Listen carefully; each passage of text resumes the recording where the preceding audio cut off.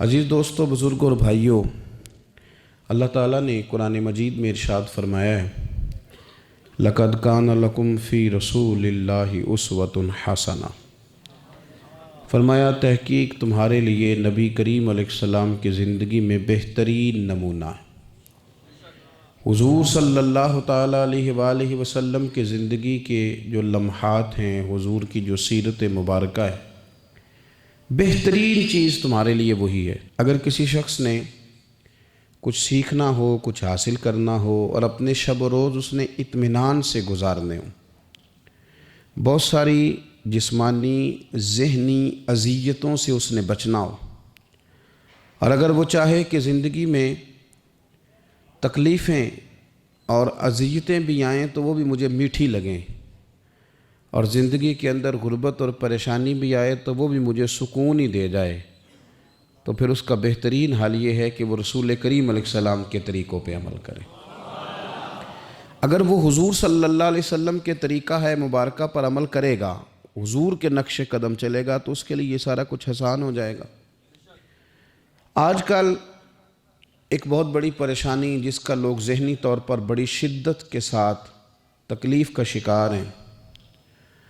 اور اس پریشانی نے جیتے جاگتے اٹھتے بیٹھتے باہمت لوگوں کو کمزور کرنا شروع کر دیا ہے۔ وہ پریشانی ہے غریبی کی پریشانی، کمزور ہونا، تنگ دست ہونا۔ بڑے بڑے باصلاحیت لوگ ہیں، باشعور ہیں، فہم و فراست والے، اللہ تبارک و تعالیٰ نے ساری نعمتوں سے انہیں نوازا ہوا ہے، لیکن ایک پیسہ نہ ہونے کی وجہ سے وہ عدم اعتماد کا شکار ہیں۔ مفت میں پریشان رہتے ہیں کہ میرے پاس پیسے نہیں ہیں تو جانے کیا ہو جائے گا۔ غریبی، غربت آزمائش ضرور ہے، لیکن اس کا یہ مطلب نہیں ہے کہ ہم اس قدر زیادہ اپنے آپ کو احساس کمزوری میں لے جائیں کہ ہماری باقی ساری نعمتوں کا ہم شکریہ ہی ادا نہ کریں اور کسی اور خوبی کو اپنے اندر محسوس ہی نہ کریں۔ یہاں تک حالات خراب ہو گئے کہ جو خودکشیاں بہت زیادہ کثرت سے ہونے لگی ہیں، تو ان میں بھی ایک بڑی وجہ دولت کا نہ ہونا، پیسوں کا نہ ہونا، غریبی کا ہونا۔ اس میں شک نہیں کہ انسان بہت سا ذہنی تناؤ کا شکار ہوتا ہے اگر اس کے پاس اس کی ضروریات کے تعلق سے پیسے نہ ہوں، لیکن یہ کہ اس کو ذہن پہ سوار کرنا اور ہر وقت یہی بات کرنا، اس بات کو اچھی طرح سب سے پہلے سمجھ لیں کہ نبی پاک صلی اللہ علیہ وسلم دن میں ایک وقت روٹی کھانے اور 3 دن فاقہ کرنے کے لیے مجبور نہیں۔ کائنات کے خزانوں کی چابیاں اللہ نے اپنے محبوب کو عطا فرمائی ہیں، لیکن اس کے باوجود نبی کریم صلی اللہ تعالیٰ علیہ وسلم نے فقر کو اختیار کیا۔ حضور نے غریبی کو پسند کیا، تھوڑے پہ گزارا کرنا، تھوڑے پہ زندگی گزارنا، اس کو ترجیح دی رسول کریم نے۔ یہ جو فقیری ہے نا، فقیری یہ اتنی حسین چیز ہے کہ یہ میرے نبی پاک کی پسند ہے، یہ حضور کی پسند ہے۔ اس فقر کے اندر جو حسن ہے اور اس فقیری کے اندر جو طاقت ہے اور اس کی جو خوبصورتی ہے، اس کو اگر ہم ملاحظہ کرنا شروع کریں اور اس پر ہم تھوڑی توجہ دینے لگیں، تو ہو سکتا ہے بہت سارے لوگ جو غریبی کو اپنے لیے ذہنی اذیت محسوس کرتے ہیں، وہ فقر کو فخر سمجھنا شروع کر دیں، وہ اس کو بطور اعزاز کے اپنے لیے لیں۔ اسی طرح کچھ لوگ ایسے ہیں کہ جو سوسائٹی کے اندر کوئی بڑا مقام نہیں رکھتے، کوئی سیاسی، سماجی، مذہبی بڑا قد کاٹ نہیں رکھتے، وہ بھی اپنے آپ کو بڑا کمزور محسوس کرتے ہیں۔ وہ سمجھتے ہیں کہ شاید دنیا میں بڑا آدمی وہی ہوتا ہے جس کی ایک فون کال پہ سارے کام ہو جائیں۔ ایسا نہیں ہے۔ اگر آپ نے اپنی زندگی کو تقوی کے مطابق رکھا ہوا ہے، اللہ سے ڈر کے وقت گزار رہے ہیں، شریعت اسلامیہ کی حدود کا خیال کرتے ہیں، تو پیسوں کا نہ ہونا یا سوسائٹی میں بہت بڑے مرتبے اور نام کا نہ رکھنا یہ کوئی زیادہ اہمیت نہیں رکھتا، بلکہ اہمیت تو اس بات کی ہے کہ ہم اللہ رسول کی رضا کے مطابق چل رہے ہیں کہ نہیں چل رہے۔ نبی پاک صلی اللہ تعالیٰ علیہ وآلہ وسلم نے جو کامیابی ہمیں بتائی ہے اور جو انتقال کے بعد قیامت کا منظر گزرنے کے بعد ہمارے لیے کامیابی ہے، وہ جنت ہے۔ جنتی اور جہنمی برابر نہیں ہو سکتے۔ لا یستوی اصحاب النار و اصحاب الجنہ، جنتی اور جہنمی برابر نہیں، بلکہ اصحاب الجنتی ہم الفائزون، یہ جنت والے ہیں، یہ کامیاب ہونے والے لوگ۔ جنتی اور جہنمی برابر نہیں، قرآن مجید نے فیصلہ کیا کہ یہ برابر نہیں، بلکہ جو جنت میں چلا گیا وہ کامیاب ہو گیا، وہ اللہ کی رحمت کے قریب چلا گیا، خدا کا فضل اسے نصیب ہوا۔ اب بہت بڑی کامیابی ہے جنت۔ اور حدیث پاک سنیے گا، یہ بخاری مسلم میں موجود ہے، حضرت عمران بن حسین رضی اللہ تعالیٰ عنہ حدیث کے راوی ہیں کہ رسول کریم صلی اللہ تعالیٰ علیہ وآلہ وسلم نے ارشاد فرمایا کہ میں نے جنت میں اکثر وہ لوگ دیکھے ہیں جو دنیا میں فقیر تھے۔ جنت ایک کامیابی ہے، جنت ایک بڑا مقام ہے، جنتی اور جہنمی برابر نہیں، لیکن حضور فرماتے ہیں میں نے جنت میں اکثریت فقراء کی دیکھی ہے، اکثر فقراء کی۔ اتنی دوڑ لگی ہوئی ہے مال کے لیے، اتنی جد و جہد ہے، ہم سمجھتے ہیں کہ پیسہ ہے تو سارا کچھ ہی ہے، لیکن حضور فرماتے ہیں دیکھیں پیسہ سب کا غلط نہیں، پیسے تو حضرت سیدنا عثمان غنی کے پاس بھی بڑھے ہیں، حضرت عبد الرحمن ابن عوف کے پاس بھی بڑھے۔ کرنے کا کام یہ ہے کہ ہم سمجھ لیں کہ اللہ کی تقسیم کیا ہے۔ اگر اللہ تبارک و تعالیٰ نے ہمیں پیسے دیے ہیں تو بھی اس کی تقسیم پر راضی رہنا چاہیے، اور اگر وہ ہمیں فقیر دیکھنا چاہتا ہے، غریب دیکھنا چاہتا ہے، اور ہم سمجھتے ہیں کہ اللہ کا فیصلہ اور اس کی حکمت ہمارے حق میں یہی ہے، تو پھر بھی ہمیں اس کی رضا پہ راضی رہنا چاہیے۔ رسول پاک صلی اللہ تعالیٰ علیہ وسلم فرماتے ہیں میں نے جنت میں اکثریت، یعنی 1 2 4 لوگ نہیں، اکثر لوگ میں نے وہ دیکھے ہیں جو دنیا میں فقراء تھے، جو غریب لوگ تھے۔ تو اندازہ فرمائیں کہ غریبی کیا کوئی اتنی پریشانی والا کام ہے، بلکہ ایک حدیث پاک مسلم شریف میں اور بخاری میں اس طرح بھی ہے کہ حضرت ابو ہریرہ رضی اللہ تعالیٰ عنہ فرماتے ہیں کہ نبی کریم صلی اللہ علیہ وسلم نے فرمایا ایک دن جنت اور جہنم کا آپس میں مباحثہ ہو گیا، جنت اور جہنم کی آپس میں بحث ہو گئی۔ جہنم کہنے لگی کہ میرے اندر جو لوگ آئیں گے وہ بڑے بڑے سردار، بڑے بڑے متکبر، بڑے بڑے جبار، بڑے بڑے لوگ آئیں گے، یہ میری شاید فضیلت ہے۔ جہنم کہہ رہی ہے جہنم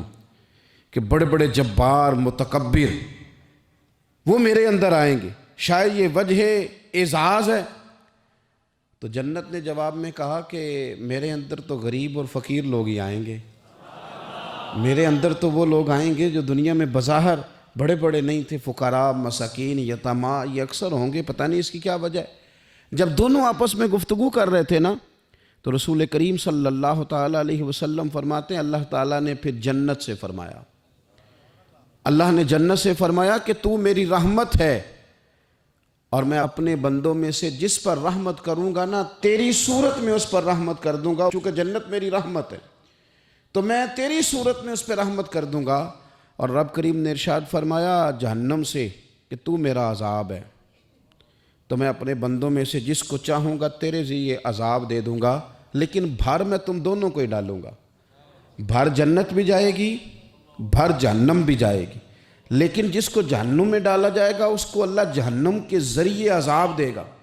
اور جس کو جنت میں ڈالا جائے گا اسے اللہ جنت کی صورت میں اپنی رحمت عطا فرمائے گا۔ اور یہ دونوں خود گواہیاں دے رہی ہیں کہ جبار، تکبر کرنے والے، اپنے دل میں غرور رکھنے والے، بڑا بڑا اپنے آپ کو گرداننے والے، جہنم خود کہہ رہی ہے وہ میرے اندر آئیں گے، اور جنت کہتی ہے کہ میرے اندر تو ضعیف لوگ آئیں گے، لاچار لوگ آئیں گے، عاجز لوگ آئیں گے، کمزور لوگ آئیں گے۔ ہمیں یہ دیکھنا ہے کہ کیا ہمارا وہ لوگ بننے کا شوق ہے کہ جن کے جناب بڑے لاؤ لشکر ہیں، جن کے بڑے پروٹوکول ہیں، جن کی بڑی بات ہے، اور جو غرور کے طور پر وہ ہمیں بننا ہے، یا ہمیں وہ غریب اور لاچار بننا ہے کہ جن پہ اللہ جنت کی صورت میں رحمت نازل فرما دے گا۔ شوق بڑا ہے لوگوں کو، آپ یقین کریں کہ کچھ لوگوں کو سادی گاڑی میں مزہ ہی نہیں آتا جب تک 4-5 موٹر سائیکل آگے پیچھے نہ ہو۔ لوگوں کو اتنی دیر تک لطف ہی نہیں آتا جتنی دیر تک 15-20 لوگ ان کے پروٹوکول کے لیے موجود نہ ہوں۔ یاد رکھیے گا کہ دنیا کے اندر تو انسان اپنے آپ کو بڑا ثابت کر لے گا، 10-15 لوگ ضرور ایسے ہوں گے جو منہ میں انگلیاں ڈال لیں گے، اسے دیکھ کے منہ میں انگلیاں ڈال لیں گے، ہو بڑی شان ہے، بڑی بات ہے، لیکن شان اسی کی ہے جسے قیامت میں معاف کر دیا جائے گا۔ شان اسی کی ہے جس کے لیے رب رسول کی رضا کا پروانہ جاری کر دیا۔ ہاں میرے عزیز، عظمت اسی کی ہے جس سے حساب نہ پوچھا جائے اور اسے بغیر حساب کتاب معاف کر دیا جائے۔ اپنے آپ کو ان لوگوں میں شامل کرنے کی کوشش کریں، اور یہ بھی یاد رکھیں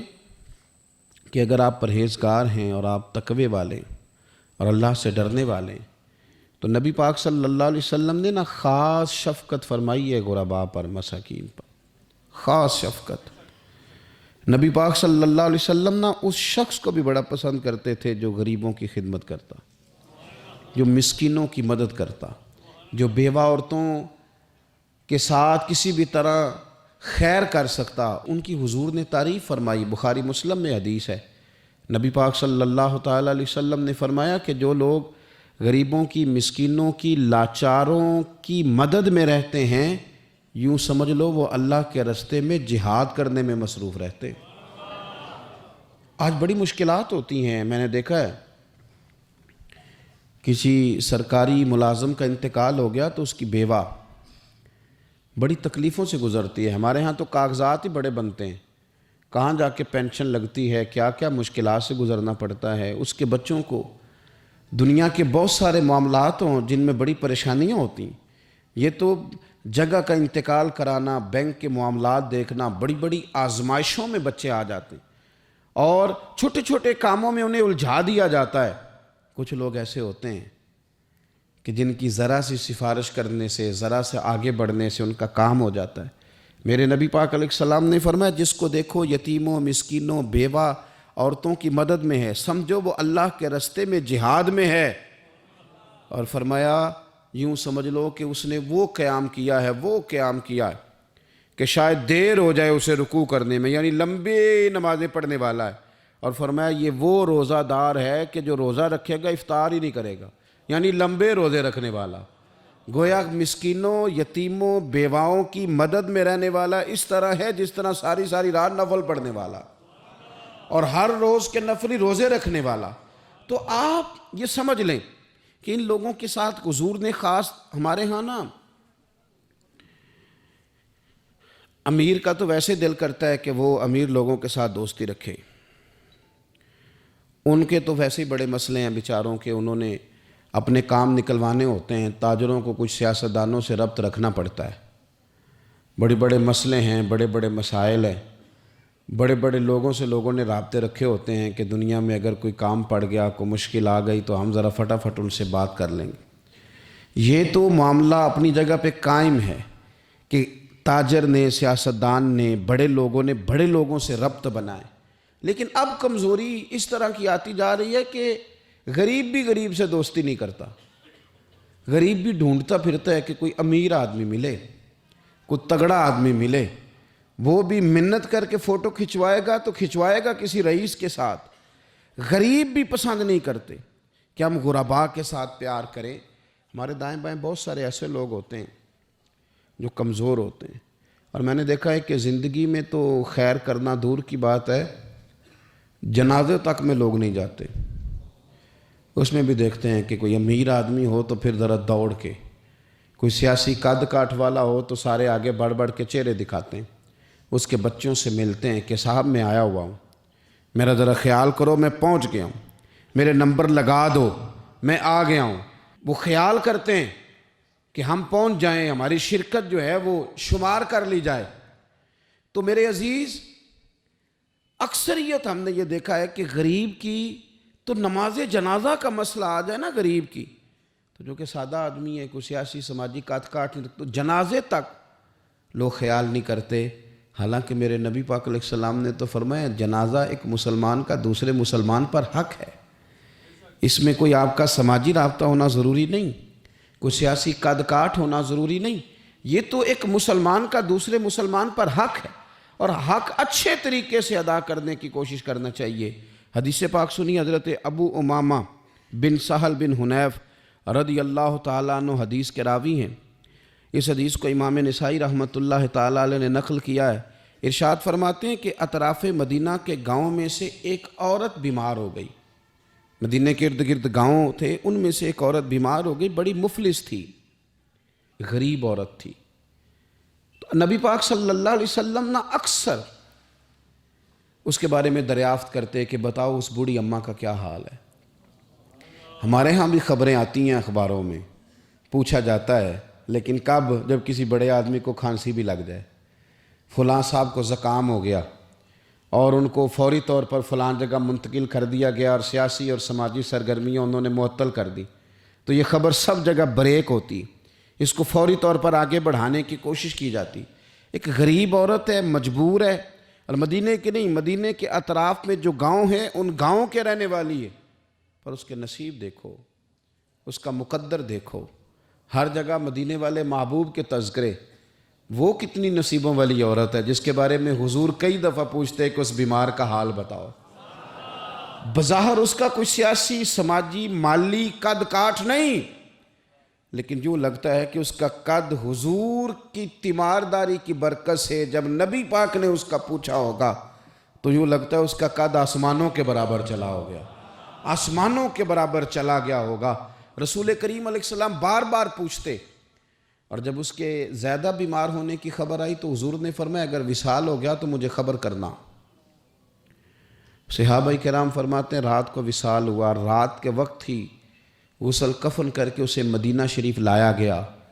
لیکن جب معلومات کی گئی تو حضور بظاہر آرام فرمائے، حضور آرام کر رہے ہیں۔ صحابہ نے مناسب نہیں سمجھا کہ نبی پاک علیہ السلام کو تکلیف دی جائے، سرور کائنات صلی اللہ علیہ وسلم کو جگانا مناسب نہ سمجھا۔ لوگوں نے نماز جنازہ پڑھا، اس کو دفن کر دیا۔ حضور نے صبح پوچھا مجھے خبر کیوں نہیں دی؟ بڑے جنازے ہو کے گزر گئے، بڑے لوگ تھے جو چلے گئے، لیکن یہ کتنی نصیبوں والی ہے کہ حضور نے فرمایا مجھے بتایا کیوں نہیں؟ اب مجھے بتاؤ۔ او یارو ذرا غور کرنا، ساری دنیا گنبد خضرا پر، ساری دنیا حضور کی بارگاہ میں سلامی دینے، اور میرے نبی کریم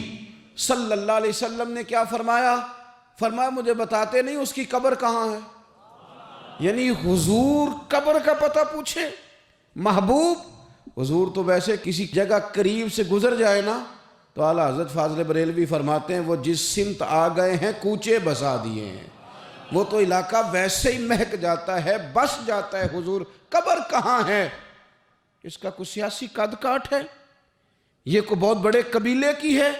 حضور نے فرمایا دیکھو غریبی کو اعزاز اس طرح دینا، غریبی کے ساتھ رویہ یہ میرا اسوہ حسنہ ہے، اس طرح غریبوں کے ساتھ سلوک کرنا، پھر غریب مایوس نہیں ہوں گے، پھر غریب خودکشیاں نہیں کریں گے، پھر غریب اپنے آپ کو معاشرے سے کٹا ہوا محسوس۔ کہاں ہے اس کی قبر؟ یا رسول اللہ اس قبرستان میں یہ قبر ہے، یہ میرے نبی پاک کا اعزاز ہے، یہ حضور کا اعزاز ہے۔ ویسے تو دوسرا جنازہ جائز نہیں، اگر وارث جنازہ نہ پڑھیں تو پھر دوسرا جنازہ پڑھا جا سکتا ہے، لیکن حضور تو وارث ہے نا اپنی ساری امت کے۔ تو نبی پاک قبر پہ کھڑے ہوئے، فرمایا بناؤ صفے، میں دوبارہ جنازہ پڑھانا چاہتا ہوں۔ ایک دیہات میں رہنے والی مفلس عورت، ایک دیہات میں رہنے والی غریب عورت، وہ بی بی کہ جس کا کوئی بظاہر لمبا چوڑا نام نہیں، کوئی بڑے القابات سے پکارا نہیں جاتا، حضور نے 4 تکبیروں کے ساتھ امام نسائی نے لکھا ہے دوبارہ جنازہ پڑھایا، اور لوگوں کو بتایا کہ اس طرح کر کے اگر تم غریبی سے پیار کرو گے نا، ان کی مہک نے دل کے غنچے کھلا دیے ہیں، وہ جس راہ چل دیے ہیں کوچے بسا دیے ہیں۔ اور کیا خوبصورت انداز ہے فاضل بریلوی کا، کہنے لگے کہ میں مجرم ہوا کا مجھے ساتھ لے لو، کہ رستے میں ہیں جا بجا تھانے والے۔ حضور آپ مہربانی کریں، ایک دفعہ تشریف لائیں، ایک دفعہ تشریف لائیں، میرا بازو پکڑ کے مجھے گزار دیں۔ وہ کتنی نصیبوں والی ہے کہ بن بلائے ہی محبوب اس کی قبر پہ پہنچ گئے ہیں۔ آپ جب تھوڑا تھوڑا نا، زیادہ نہیں تو اپنے ملازمین کے ساتھ ہی، زیادہ نہیں تو جو آپ کے تحت لوگ ہیں ان کے ساتھ ہی ہمارا رویہ ٹھیک ہو جائے۔ ایک صحابی نے ایک دفعہ پوچھ ہی لیا کہ یا رسول اللہ صلی اللہ علیہ وسلم میرا ملازم بڑی ہی غلطیاں کرتا ہے،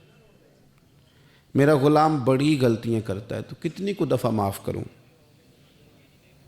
کتنی کو غلطیاں ایک دن میں کو کر سکتا ہے؟ 2 دفعہ کر لے گا، 3 دفعہ بھول جائے گا۔ سوال پوچھا نا کہ یا رسول اللہ صلی اللہ علیہ وسلم میرا غلام بڑی غلطیاں کرتا ہے تو کتنی دفعہ معاف کروں؟ تو نبی پاک علیہ السلام نے فرمایا اگر تو نے گنتی کر کے گویا پوچھا ہے تو چلو تجھے اسی طرح ہی بتا دیتے ہیں، حضور کتنی دفعہ معاف کروں؟ فرمایا چل ایک دن میں 70 بار تو معاف کیا ہی کرنا۔ حالانکہ 70 غلطیاں کو دن میں نہیں کر نہیں سکتا، اس نے شمار کر آخر کتنی کو دفعہ معاف کروں؟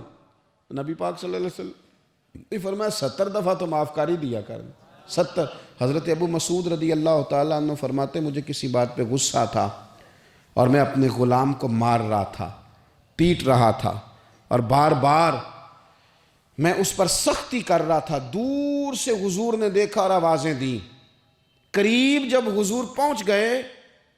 تو نبی پاک علیہ السلام نے ایک جملہ کہا،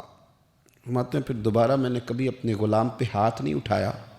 اللہ کے رسول فرمانے لگے جتنا تجھے اس پر اختیار ہے نا، میرے رب کو اس سے کئی گنا بڑھ کے تیرے اوپر اختیار ہے۔ اگر آج اللہ تعالیٰ نے یہ تقسیم کر دی ہے کہ کسی کو تمہارا ملازم بنا دیا ہے، کسی کو تمہارے ماتحت کر دیا ہے، تو اس کا معنی یہ تو نہیں کہ تم اب اس سے پیار کرنا چھوڑ دو، اس پر شفقت کرنا چھوڑ دو۔ رسول کریم صلی اللہ تعالیٰ علیہ وآلہ وسلم نے ارشاد فرمایا کہ جتنا اختیار تمہیں اس پر ہے نا، اس سے کہیں بڑھ کر اللہ تعالیٰ کو تم پر اختیار ہے۔ مالدار لوگ توجہ کریں میری بات پر، غور کریں۔ اللہ نے مالداروں کو جو دیا ہے تو ان کی محنت کی وجہ سے نہیں دیا، محنت مزدور تم سے بڑھ کے کرتا ہے، اوور ٹائم لگاتا ہے۔ خدا نے نا اپنے فضل سے دیا ہے۔ میرے ایک بزرگ دوست ہیں، سادے آدمی ہیں، تو ان کی ایک بات میرے نا دل میں بیٹھ گئی۔ سادے لوگوں کی بات ہے، سادی سی، میں کوئی یہ نہیں آپ کو کہہ رہا کہ یہ کوئی قرآن و سنت کا معاملہ ہے، لیکن ہمارے جو سادے لوگ ہوتے ہیں نا دیہات کے، کئی دفعہ وہ سبق بڑا عمدہ پڑھاتے ہیں۔ تو کسی شخص کے ساتھ ان کا کوئی تھوڑا بہت اس کے ساتھ مدد کا رشتہ تھا، اس سے کچھ پیار کرتے تھے، تو کسی وجہ سے ناراضگی ہو گئی، تو کسی نے ان سے کہا کہ اب چھوڑ دیں، آپ کا اس نے اتنا دل دکھایا۔ تو کہنے لگے نہیں میں چھوڑوں گا نہیں، میں دیتا رہوں گا۔ کیوں؟ کہنے لگے اس لیے کہ میرے دل میں بات بیٹھ گئی ہے کہ پتہ نہیں اللہ کدے نصیبہ نہ دیندا ہے، تو یہاں سے کوئی کھا جائے، کسی کی مدد ہو جائے۔ آپ کے ہاں اگر ماتحت کچھ لوگ ہیں، آپ کو کسی کی مدد کرنی پڑتی، تو اگر آپ کا یہ ذہن بن گیا نا کہ میں صاحب ہوں اور میں انہیں دیتا ہوں اور میری وجہ سے کام چلتا ہے اور میری تنخواہ سے چولہا جلتا ہے، تو آپ نے بڑی چھوٹی سوچ پیدا کر لی ہے، اب کمزور ہو گئے۔ اگر آپ نے یہ سوچ لیا نا کہ میں کسی کو اپنے آفس سے اپنی مل سے نکال دوں گا تو شاید اسے کہیں اور نوکری نہیں ملے گی، تو آپ چھوٹے آدمی، آپ نے کمزور سوچ رکھی۔ حدیث پاک سنیں گے تو دل ٹھنڈا ہوگا۔ اسے بھی امام بخاری نے لکھا ہے، حضرت مصعب بن سعد رضی اللہ تعالیٰ عنہ روایت کرتے ہیں کہ ایک مرتبہ نا حضرت سعد بن ابی وقاص رضی اللہ تعالیٰ عنہ کے دل میں خیال آیا۔ مالدار آدمی تھے نا حضرت سعد بن ابی وقاص اور بڑے جرنیل تھے، تو دل میں خیال آیا کہ دیکھو نا اللہ تعالیٰ نے ہمیں غریبوں پر فضیلت دے دی ہے مال و دولت کی وجہ سے۔ خیال آ جاتا ہے نا کہ دیکھو جی مطلب میرے پاس پیسے ہیں، مجھے اللہ نے دیا ہوا ہے، خیال آ گیا۔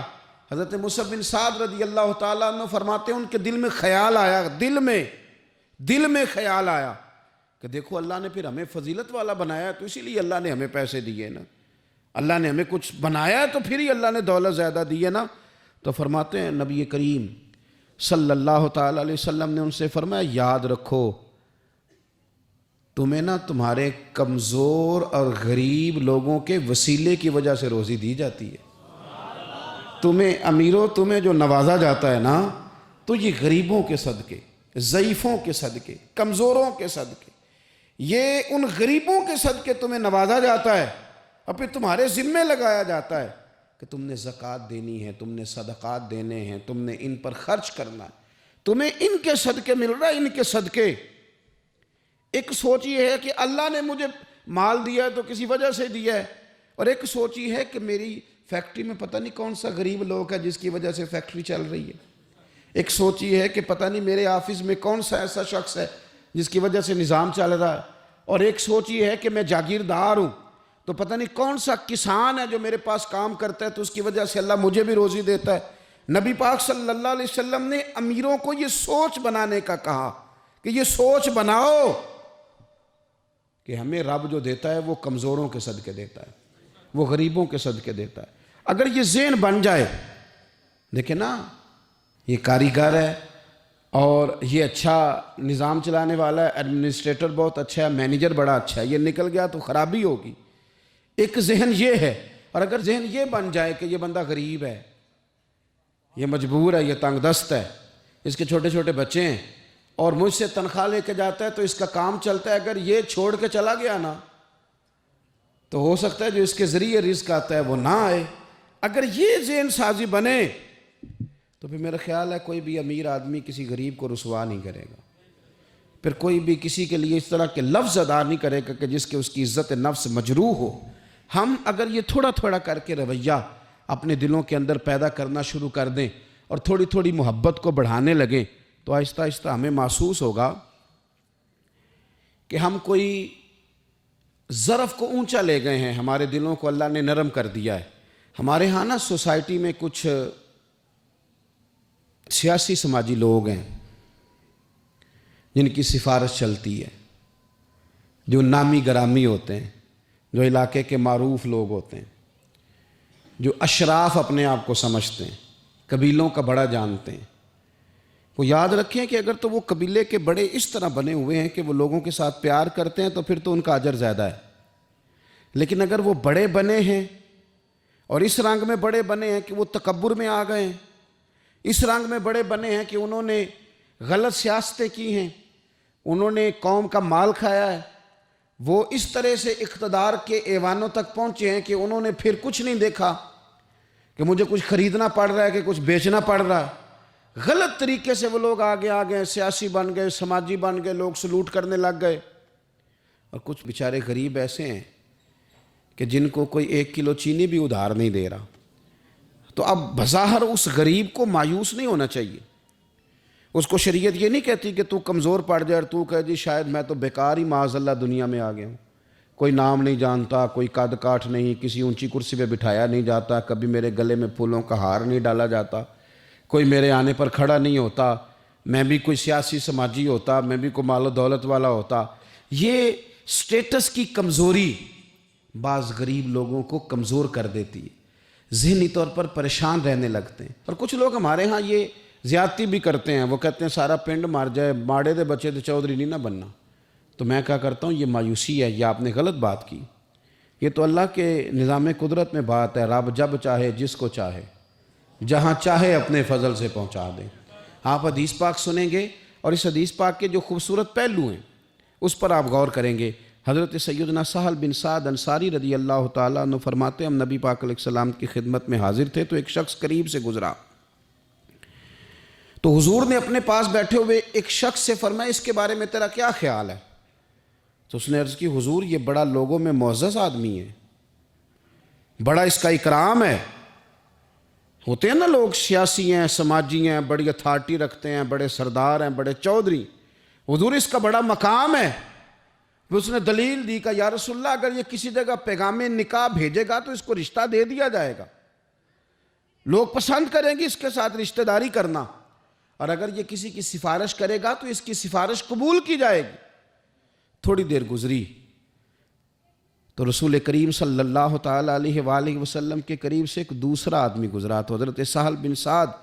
رضی اللہ تعالیٰ عنہ فرماتے ہیں کہ نبی پاک علیہ السلام نے اسی پاس بیٹھے ہوئے شخص سے فرمایا کہ اس شخص کے بارے میں تیرا کیا خیال ہے؟ ایک تو وہ تھا نا جس کو تو نے چودھری سمجھا، چیئرمین سمجھا، بڑا مالدار سمجھا، اور تو نے کہا کہ کیا بات، پیغام نکاح دے تو اسے رشتہ فوراً ملے گا، اور اگر یہ سفارش کرے تو قبول کی جائے گی۔ تو یہ جو غریب آدمی گزرا اس کے بارے میں اس نے کہا حضور یہ ایک غریب آدمی ہے، کہیں پیغام نکاح دے گا تو رشتہ نہیں ملے گا، اور اگر کسی کی سفارش کرے گا تو قبول نہیں کی جائے گی۔ یہ ایک سیاسی سماجی ہے، قد کاٹ والا ہے، برادری قبیلے میں نام رکھتا ہے، اس کی سفارش بھی سنی جائے گی، رشتہ بھی ملے گا، لوگ اس کی بات بھی سنیں گے۔ اور یہ جو دوسرا گزرا یہ غریب ہے، اس کو تو کوئی رشتہ دینے کو تیار نہیں، سفارش سننے کو تیار نہیں۔ دونوں کے تذکرے ہو گئے، رزلٹ میرے نبی پاک نے سنانا تھا۔ حضور فرمانے لگے سن پھر سہل، اور سن تبصرہ کرنے والے تو بھی، یہ جو تو نے کہا نا کہ سیاسی ہے، سماجی ہے، فرمائے ان لوگوں سے اگر ساری دنیا بھر بھی جائے تو پھر بھی یہ غریب آدمی ان سارے لوگوں سے زیادہ بہتر ہے۔ جن کو تم سیاسی سماجی چودھری بڑے جانتے ہو نا، یہ ایک غریب ہے، تنگ دست ہے، بظاہر تم اس کو منہ نہیں لگاتے، لیکن اگر ساری دنیا ان لوگوں سے بھر جائے تو یہ جو غریب آدمی ہے یہ پھر بھی ان سے زیادہ فضیلت والا ہے۔ میرا خیال ہے جب حضور غریبی کی اتنی فضیلتیں بیان کرے تو پھر غریبوں کو پریشان تو نہیں نہ ہونا چاہیے، پھر تو اپنی فقیری کو اپنے سینے سے لگا کے فخر کرنا چاہیے، پھر تو ناز کرنا چاہیے، پھر تو غور کرنا چاہیے کہ اللہ تبارک و تعالیٰ نے ہمیں کتنی عظمتوں سے نوازا ہے، کتنی فضیلتیں عطا فرمائیں۔ لوگوں کو جب سمجھایا جاتا تھا نا حضور کے زمانے میں، نبی پاک صلی اللہ علیہ وسلم کے زمانہ مبارکہ میں جب سمجھایا جاتا تھا، حضرت سیدنا ابو عبد الرحمن رضی اللہ تعالیٰ عنہ بیان کرتے ہیں کہ میں حضرت عبداللہ بن عمر بن عاص رضی اللہ تعالیٰ عنہ کی بارگاہ میں بیٹھا تھا تو کچھ لوگ آئے، انہوں نے آ کر کے اپنی غریبی کی شکایت کی۔ انہوں نے کہا نہ ہمارے پاس کوئی سواری ہے، نہ ہمارے پاس کوئی سامان ہے، نہ کوئی ہمارے پاس خرچہ ہے، ہم بڑے مسکین لوگ ہیں جی، بڑے غریب۔ یہ کچھ باتیں کرتے ہیں نا لوگ، مایوس سی، غریب لوگ ہیں تو جملوں کے اندر مایوسی ٹپکتی ہے، کچی بات، کچھ بھی نہیں جی، کیا جینا ہے ہمارا، کچھ بھی نہیں، مشکل سے گزر اوقات ہوتی ہے۔ او خدا کے بندو، جن لوگوں کا آخرت پر یقین ہو اور تربیت حضور کے اسوہ نور سے لی ہو، وہ اس طرح کی کمزور باتیں نہیں کرتے۔ وہ حضرت مولا علی شیر خدا سے کسی نے کہا کہ آپ نے مال کیوں نہیں کمایا، چلو حلال ہی کما لیتے، تو حضرت مولا علی فرمانے لگے مال حرام ہو تو عذاب ہوتا ہے، حلال ہو تو حساب ہوتا ہے۔ حرام ہو تو عذاب ہے، حلال ہو تو حساب ہے۔ ہم دونوں کام ہی نہیں کرتے، ہم حلال بھی اکٹھا نہیں کرتے، وہ عذاب نہ ہو تو حساب تو اس کا بھی دینا ہی پڑے گا نا، ہم یہ کام ہی نہیں کرتے۔ تو کچھ لوگ حاضر ہوئے حضرت عبداللہ بن عمر بن عاص کی بارگاہ میں، اور انہوں نے آ کر کے عرض کی حضور نہ سواری کوئی، نہ کوئی خرچہ، نہ کوئی رہنے کو جگہ، نہ ہمارے پاس کوئی اور سہولیات۔ حضرت عبداللہ بن عمر رضی اللہ تعالیٰ عنہ فرمانے لگے بڑے پریشان ہو، ایک بات نہ کر لو تم سے؟ وہ غریب کہنے لگے حضور کر لیں۔ فرمایا اگر تم چاہو تو میرے پاس آ کے رہ جاؤ، جتنی چیزیں تم نے کہی ہیں نا اللہ میسر کرے گا، تمہیں دیں گے۔ اور فرمانے لگے اگر تم کرو نا صبر، اگر تم کرو صبر اور اپنی اس غریبی پہ راضی ہو جاؤ، اپنی اس فقر پر تم اگر راضی ہو جاؤ، صبر تمہیں آ جائے، تو پھر سنو میں نے نبی پاک صلی اللہ تعالیٰ علیہ وسلم کو فرماتے سنا ہے کہ فقیر لوگ امیروں سے 40 سال پہلے جنت میں چلے جائیں گے۔ اگر تو تم جو مایوسی بتا رہے ہو وہ تم سے صبر نہیں تمہیں ہونے دیتی تو آ جاؤ، تمہیں مال دیتے ہیں، اور اگر تمہیں صبر آ جائے اور تم فقیری میں جینا سیکھ جاؤ، اس غریبی اور سادگی کو تم سینے سے لگاؤ اور مایوسی چھوڑ دو، تو پھر نا میں نے حضور سے خود سنا ہے کہ غریب لوگ امیروں سے 40 سال پہلے جنت میں جائیں گے۔ اب تم بتاؤ کیا کرنا ہے؟ زمانہ تھا نا رسول پاک کا، اور لوگ وہ تھے نا جنہوں نے تازہ تازہ حضور کا دور دیکھا تھا، تو بے صبرے نہیں تھے، وہ روتے نہیں تھے کہ پیسے نہیں ہیں تو پتہ نہیں کیا بنے گا۔ انہوں نے یہ نہیں کہا کہ ہم آپ کے پاس آ جاتے ہیں، آپ ہماری ضروریات کا خیال کر دیں۔ حدیث سنی نا جب حضور کی، غریبوں غور کرنا، جب انہوں نے حضور کی یہ حدیث سنی نا کہ غریب امیروں سے 40 سال پہلے جنت میں جائیں گے، تو وہ غریب لوگ حضرت عبداللہ بن عمر سے کہنے لگے حضور ہمیں نہیں پیسے چاہیے، ہم انشاءاللہ صبر کریں گے اور جنت میں امیروں سے پہلے داخل کر دیے جائیں گے، ہم اس غریبی کے ساتھ وقت گزاریں گے۔ تو بہت زیادہ مایوسیوں سے باہر آئیں، بہت زیادہ پریشانیوں سے باہر آئیں، ہر وقت رونا اور ہر وقت یہ احساس، زندگی ہے کتنی کو، کتنے کو سال ہیں، تھوڑا سا وقت ہے، اللہ جس حال میں رکھے اس حال میں راضی رہ کے مزے کے ساتھ جی کے اپنا رخت سفر باندھنا چاہیے۔ ہم اتنی مایوسیوں میں گھر گئے ہیں، اتنی مایوسیوں میں۔ دنیا کا سب سے بڑا انعام دولت نہیں، دنیا کا سب سے بڑا انعام ایمان ہے، رسول پاک کی غلامی ہے۔ تو جسے یہ شان ملی ہوئی ہے اسے پھر ناز سے جینا چاہیے۔ تو عزیز دوستو، ایک تو یہ کہ غریب لوگ احساس پیدا کریں کہ ہم نے غریب ضرور رہنا ہے پر مایوس نہیں رہنا، ہم نے احساس ضرور کرنا ہے لیکن ہم نے احساس سے کمتری کا شکار نہیں ہونا۔ اور امیر بھی غور کریں، اگر وہ تھوڑا سا غریبوں کی طرف ہاتھ بڑھائیں گے تو ان کے رزق میں برکت ہی ہوگی،